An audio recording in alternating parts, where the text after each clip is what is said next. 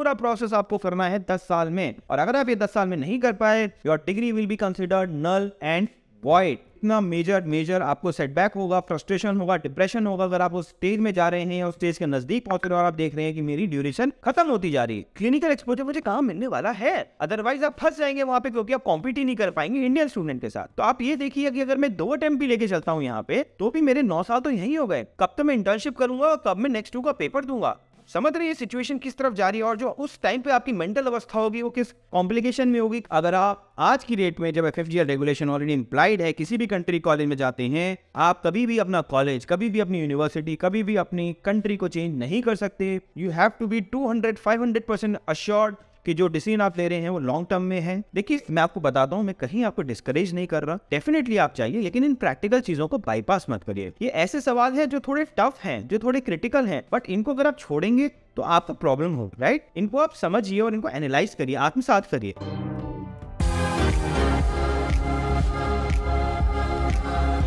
तो अनुज गोयल मेरा नाम है, गेट माई यूनिवर्सिटी से। आशा करता हूं आप स्वस्थ होंगे, आपके परिवारजन स्वस्थ होंगे। दोस्तों आज जो सबसे इंपॉर्टेंट टॉपिक मैं डिस्कस करने जा रहा हूं आपसे, जो बहुत बहुत इंपॉर्टेंट होने वाला है आपके लिए, specially if you are looking for MBBS abroad in 2023, is national medical commission next draft regulations, जिनको समझना बहुत इंपॉर्टेंट है। जैसा हम देख रहे हैं मार्केट में लोगों के द्वारा काफी सुगबुगाहट है 2023 के लिए, लोग अपने अपने प्रोडक्ट्स को ऑफर कर रहे हैं, बट कहीं ना कहीं जो मैं देख पा रहा हूं, कोई भी इस इंपॉर्टेंट रेगुलेशन के बारे में नहीं बता रहा आपको। इसको सब बाईपास कर रहे हैं, या तो जानते नहीं है या जानबूझ के आपको बताना नहीं चाहते, क्योंकि अगर ये बताया तो कहीं ना कहीं आपके दिमाग में एक बहुत बड़ा क्वेश्चन मार्क आ जाएगा कि इसका सोल्यूशन क्या है। और फ्रेंकली स्पीकिंग ये बहुत ड्रैकोनियन एक रेगुलेटरी फ्रेमवर्क है। FMGL रेगुलेशन 21 के बाद अगर ये इंप्लीमेंट हो गया तो समझिए कि आपके लिए एक सिचुएशन कॉम्प्लिकेट हो जाएगी बाहर जाने के लिए। दोस्तों ये सारी चीजें हम इसलिए बता रहे हैं आपको क्योंकि इस पूरे प्रोसेस का हम पार्ट रहे हैं। आफ्टर FMGL रेगुलेशन 2021 जिस लेवल का डिस्कंफर्ट था, जिस लेवल के रेगुलेशंस थे, जो टर्म्स एंड कंडीशन डाली गई थी, उनको लेकर कोई क्लैरिटी नहीं थी, कंफ्यूजन, बेनतियां हर लेवल पे था। Even to an extent embassies of India in different countries were confused and they were issuing contradictory statement. इसको लेकर NMC से कई बार बात की गई कि आप क्लैरिफिकेशन दीजिए, बच्चे कंफ्यूज हैं, बच्चों को मिस इन्फॉर्म किया जा रहा है, बच्चों को गलत डायरेक्शन में जा रहे हैं, और ऐसा हुआ भी।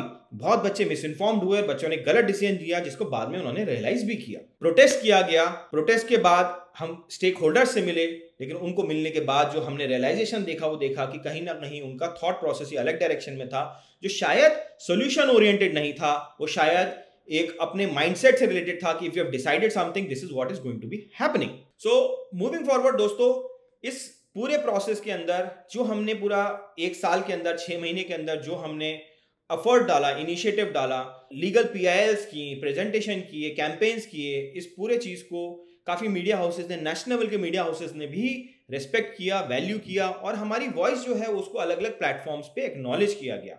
ये आपको सिर्फ बताने भर के लिए है कि जो मैं आज आपको बताने जा रहा हूं वो कितना क्रेडिबल होने वाला है। सिर्फ और सिर्फ ये पर्पस है कि आप इसको ध्यान से देखिएगा।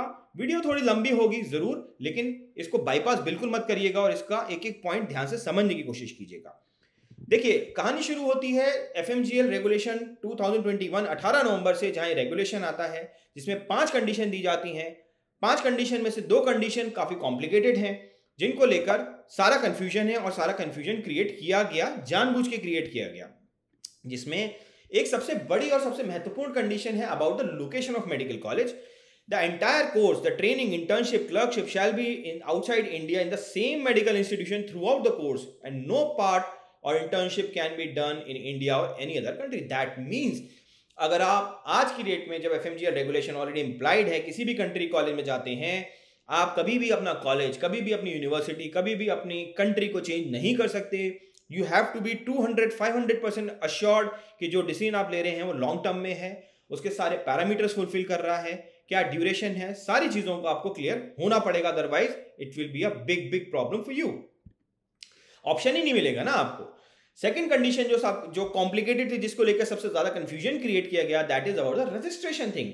NMC ने बोला था कि आपको जो भी respective medical professional regulatory body है जो लाइसेंस देती है in the respective jurisdiction of the country, वहां से लाइसेंस चाहिए, वहां से आपको at par with the local citizen आपको रजिस्ट्रेशन होना चाहिए, जिसको लेकर बहुत ज्यादा कंफ्यूजन दिया गया, क्योंकि काफी कंट्रीज थी जो फुलफिल ही नहीं कर रही थी इस कंडीशन को, राइट। तो बोला गया कि नहीं, कॉलेज का रजिस्ट्रेशन होना चाहिए, बहुत तरह की स्टोरीज थी जहां हम बार बार कह रहे थे नहीं नहीं, this is about the licence to practise registration, and finally it is registration, जो बिल्कुल क्रिस्टल क्लियर हो गया जब हमारे health minister mister Mansukh Lal Mandaviya ने ये क्लियरली बोल दिया कि no, we want a student to get the licence to practise from that particular country, otherwise हम उसको एक्सेप्ट नहीं करेंगे। सो दोस्तों, अब प्रॉब्लम क्या है? ये चीजें तो आई थिंक क्लियर हो चुकी, हमारे एजुकेशन मिनिस्टर ने क्लियर भी कर दी, लेकिन एक चीज जो अभी तक किसी को क्लियर नहीं है वो है next exam draft regulation 2022, national exit exam draft regulation. ये प्रपोज किया गया था आपका 28 दिसंबर 2022 में, और इसके अंदर जो टर्म्स एंड कंडीशन है उनको समझने की कोशिश करते हैं। जो सबसे ज्यादा क्रिटिकल कंडीशन है वो है chapter 2 clause x, there is no restriction on the number of attempts to appear in next one provided the candidate has passed both next one and next two exam within 10 years of joining the MBBS course। ये देखिए क्या बोला यहाँ पे, आपकी journey क्या होने वाली है, आपको अपनी पढ़ाई कंप्लीट करनी है which is 5 year 6 year what ever, फिर इंटर्नशिप कंप्लीट करनी है उस कंट्री में, फिर उस कंट्री का लाइसेंसिंग एग्जाम क्वालिफाई करना है, फिर आपको नेक्स्ट वन एग्जामिनेशन इंडिया का जो एंट्री लेवल एग्जाम है वो क्वालिफाई करना है इंडिया वाले बच्चों के साथ मिलके, इंटर्नशिप 1 ईयर की करनी है, और फिर नेक्स्ट 2 जो आपका प्रैक्टिकल एग्जाम है वो करना है। ये पूरा प्रोसेस आपको करना है 10 साल में, और अगर आप ये 10 साल में नहीं कर पाए, your degree will be considered null and void. कितना मेजर आपको सेटबैक होगा, फ्रस्ट्रेशन होगा, डिप्रेशन होगा अगर आप उस स्टेज में जा रहे हैं या उस स्टेज के नजदीक पहुंच रहे हैं और आप देख रहे हैं कि मेरी ड्यूरेशन खत्म होती जा रही है। तो यह समझना ये पड़ेगा क्या ये 10 साल में प्रैक्टिकली पॉसिबल है एक जनरल आइडियल सिनेरियो में। आइए इसी को समझने की थोड़ी सी कोशिश करते हैं, और उन एस्पेक्ट्स को भी ध्यान में रखते हैं जो अनटोल्ड एस्पेक्ट्स हैं, जो बाद में हमें पता चलते हैं, जो हमारे कंट्रोल से बाहर होते हैं, right? May be war, may be situation, may be बहुत सारी चीजें। आइए इंडिया के केस में अगर कोई बच्चा पढ़ता है, उसकी ड्यूरेशन होने वाली है 4.5 साल की MBBS, उसके बाद सीधा वो अपनी नेक्स्ट की इंटर्नशिप पे जाएगा, नेक्स्ट 1 को देगा, उसके बाद इंटर्नशिप देगा और फिर नेक्स्ट 2 को लिखेगा। जनरल केस में इस पूरे प्रोसेस में एक बेस्ट केस सिनेरियो अगर लेते हैं कि बच्चा फर्स्ट अटेम्प्ट क्लियर कर जा रहा है, जो कि जनरली होता नहीं है, आई थिंक एक रीजनेबली एक बच्चे को कम से कम 2 और मैक्सिमम 3 अटेम्प्ट तो लेके चलने ही चाहिए। कॉम्पिटिटिव एग्जाम है जहां सारा बच्चा फाइट करेगा, तो 15 महीने या 25 महीने का एवरेज सिनेरियो है, तो टोटल करीब उसको बेस्ट केस सिनेरियो में 5 साल 8 महीने लगने वाले हैं, और एक नेक्स्ट सिनेरियो ली जाए तो करीब उसको 6.5 7 साल लग जाएंगे, राइट? एक अब्रॉड वाले बच्चे के लिए क्या सिचुएशन होने वाली है? देखिए, वो 6 साल अपनी MBBS की पढ़ाई करेगा, उसके बाद फिर वो अपनी इंटर्नशिप वहां से करेगा। कुछ कंट्रीज कहते हैं 6 साल में इंक्लूडिंग इंटर्नशिप है, ये अगेन एक कंट्रोवर्शियल इशू है जिसको आपको क्लियर कर लेना चाहिए। But in spite of that, मुझे लगता है अगर आप किसी कंट्री में जा रहे हैं, there are so many unfortunate situation, आपकी सप्लीमेंट्री है, कोई बैकलॉग है, क्लाइमेटिक डिसऑर्डर है, बीमारी है, या आपका कोई जैसी सिचुएशन आज बच्चे फेस कर रहे हैं, 1 साल का मार्जिन, आपको एक हेल्दी मार्जिन लेके चलना चाहिए। तो ये मैं मानता हूं कि एक 7 साल का ड्यूरेशन एक ले लीजिए। फिर आपको लोकल लाइसेंसिंग एग्जाम क्लियर करना है जो लोकल भाषा में आपका है। कुछ कंट्रीज इंग्लिश में कर रही हैं, बट कुछ कंट्रीज जैसे रशिया है, चाइना है, वो लोकल लैंग्वेज में आपको करना है, which is going to be a bottleneck for you, जिसको आपको समझना पड़ेगा। फिर आपको रजिस्ट्रेशन कराना है। देखिए, कुछ कंट्रीज हैं जहां रजिस्ट्रेशन शायद फास्ट होगा, बट कुछ कंट्रीज ऐसी हैं जहां registration takes time, right? Documentation takes time. 6 महीने लग रहे हैं, 7 महीने लग रहे हैं। नेक्स्ट का एग्जाम साल में एक ही बार होगा, विच इज इन दिसंबर। तो अगर आप दिसंबर की साइकिल मिस कर गए तो आप समझिए आप पूरे 1 साल की रोटेशन में घूम जाएंगे। समझ रहे हैं आप? तो 7 साल प्लस 8 साल तो आपके यहीं हो गए नेक्स्ट लिखने से पहले। एक बेस्ट सिनेरियो बता रहा हूं, अभी तक हमने कोई गैप नहीं लिया है। फिर आप नेक्स्ट 1 लिख रहे हैं। आप समझिए नेक्स्ट 1 में एक अब्रॉड स्टूडेंट के लिए मुझे लगता है थोड़ा और ज्यादा कॉम्प्लिकेटेड हो सकता है, बिकॉज कहीं ना कहीं जो इंडिया का स्टूडेंट है, इंडिया का जो पेशेंट फ्लो है, OPD है, क्लिनिकल एक्सपोजर है, उसको ज्यादा बेटर मिल रहा है एटलीस्ट 70% कॉलेजेस में। ओवरसीज में नंबर ऑफ स्टूडेंट ज्यादा है कॉलेज के अंदर, बट जो उनको पेशेंट एक्सपोजर जिस लेवल का मिलना चाहिए, कहीं ना कहीं वो कुछ जगह कॉम्प्रोमाइज है, कुछ जगह डेफिनेटली ठीक है, बट कुछ जगह कॉम्प्रोमाइज है। यही आपका जुरिस्डिक्शन है कि क्लिनिकल एक्सपोजर मुझे कहां मिलने वाला है, अदरवाइज आप फंस जाएंगे वहां पे, क्योंकि आप कॉम्पीट ही नहीं कर पाएंगे इंडियन स्टूडेंट के साथ। तो आप ये देखिए कि अगर मैं 2 अटेम्प्ट भी लेके चलता हूं यहाँ पे, तो भी मेरे 9 साल तो यही हो गए। कब तो मैं इंटर्नशिप करूंगा और कब मैं नेक्स्ट 2 का पेपर दूंगा। आप समझ रहे हैं सिचुएशन किस तरफ जा रही है, और जो उस टाइम पे आपकी मेंटल अवस्था होगी वो किस कॉम्प्लिकेशन में होगी कि आप जाते जा रहे हैं और आपको लग रहा है कि आपकी भाई ड्यूरेशन खत्म होती जा रही है। आप समझिए, एक चीज मैं आपको दिखाना चाहता हूं, ये नेक्स्ट का एग्जाम का फॉर्मेट है। आप कंपेयर करिए इसको FMG के फॉर्मेट के साथ। देखिए, day 1, day 2, day 3, part 1, part 2, ये आपका पेपर्स हैं for MBBS student in India. This is a 4.5 year आपके लिए पैटर्न है। मेन चीज देखिए, problem solving 60%, comprehensive analysis 30%, recall 10%। Larger focus next exam होगा पूरा केस स्टडी बेस्ड लर्निंग पे, प्रॉब्लम प्रॉब्लम बेस्ड लर्निंग पे आप याद करके या रिकॉल करके नहीं कर पाएंगे। सो दोस्तों, ये एक स्लाइड बहुत इंपॉर्टेंट है आपके लिए जानना, और इस स्लाइड में हमने कैटेगोरिकल आपको एक एनालिसिस दिया है कि ड्यूरेशन, शिफ्ट, इन सारे पैरामीटर्स पे when you compare FMGE in green in upper circles with next in the red circles, तो क्या डिफरेंस आने वाला है। हर जगह देखिए ड्यूरेशन बढ़ रही है एग्जाम की, शिफ्ट बढ़ रही है आपकी, कोई नंबर ऑफ क्वेश्चंस बढ़ रहे हैं 300 से 550। आपका रिकॉल बेस्ड क्वेश्चन एफएमजी में 90% रिकॉल बेस्ड क्वेश्चन है, जबकि यहाँ पे सिर्फ 10% रिकॉल क्वेश्चन है। लेवल ऑफ डिफिकल्टी हाई है। यही पॉइंट मैं आपको समझाना चाह रहा हूँ कि अगर आप कॉलेज में जाते हैं अब्रॉड में और आपको पेशेंट एक्सपोजर नहीं मिल रहा है, क्लिनिकल एक्सपोजर नहीं मिल रहा है, तो आप कहीं ना कहीं हाफ बेक्ड इंफॉर्मेशन लेके आएंगे और आपको कॉम्पीट करना मुश्किल होगा। कुछ स्टैटिस्टिक्स से बात करते हैं। देखिए, मैं आपको बताता हूँ, मैं कहीं आपको डिस्करेज नहीं कर रहा, डेफिनेटली आप जाइए, लेकिन इन प्रैक्टिकल चीज़ों को बाईपास मत करिए। ये ऐसे सवाल हैं जो थोड़े टफ हैं, जो थोड़े क्रिटिकल हैं, बट इनको अगर आप छोड़ेंगे तो आपको प्रॉब्लम होगी, राइट। इनको आप समझिए और इनको एनालाइज करिए, आत्मसात करिए। ये एक एवेल्युएशन है about the FMG passing percentage. Overall आप देखिए across the years on an average 20-21% का एफएमजी पासिंग रेशियो आता है। क्या हम माने कि अगर जब इंडिया और अब्रॉड के बच्चे नेक्स्ट में कॉम्पीट करेंगे तो क्या ये 20 का 70 हो जाएगा? आई डोंट बिलीव ऐसा कुछ होने वाला है। उनका कॉम्पिटिशन बढ़ेगा।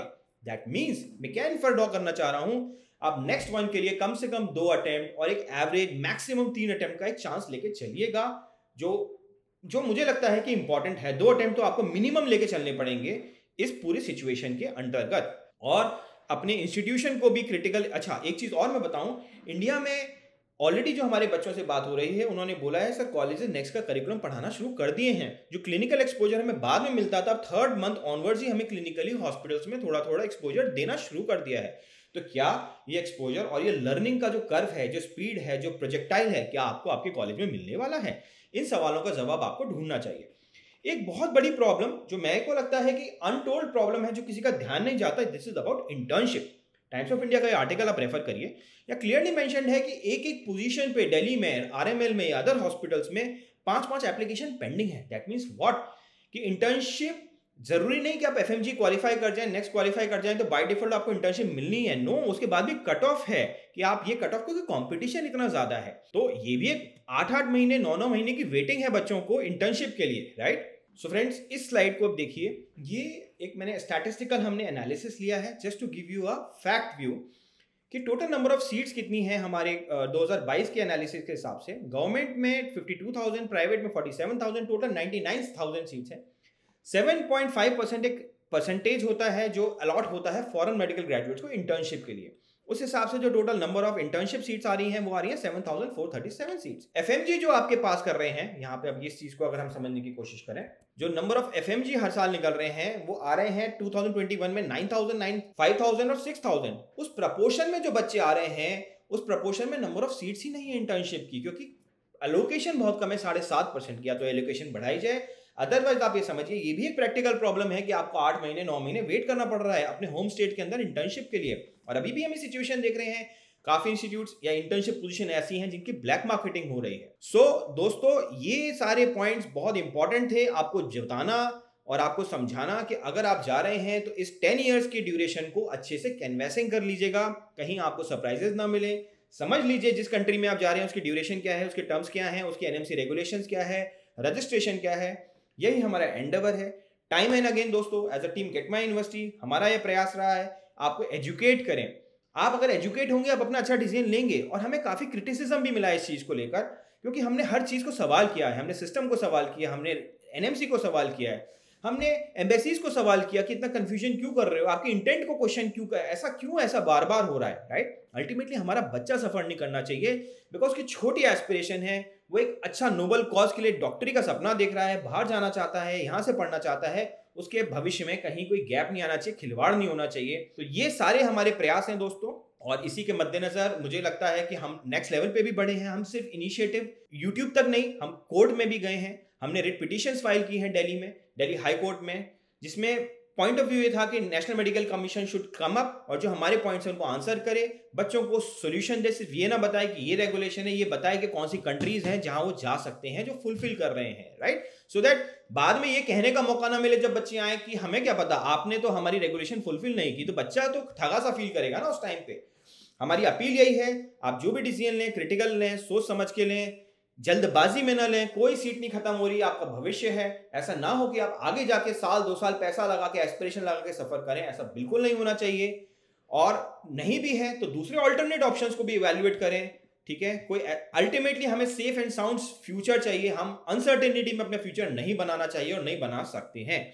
कोई आपका सवाल हो तो प्लीज आप हमारे इस नंबर पे हमसे संपर्क करें। डेफिनेटली हम आपको कोशिश करेंगे, अपनी जो भी बेस्ट इनपुट है, इंसाइट है, आपको देंगे, अपडेट देंगे और आपको अपनी पूरी ऑनेस्ट इंटेंट और ओपिनियन के साथ आपको गाइड करेंगे। नंबर है 7678676001। इसी के साथ मैं आपसे विदा लेता हूं। आशा करता हूं आप अगेन लास्ट अपील, गलत डिसीजन नहीं लेंगे, सोच समझ के वेल डॉक्यूमेंटेड लेंगे, किसी की बातों में ना आएंगे। Thank you friends, stay safe, stay healthy and take good decision, take informed decision. Thank you.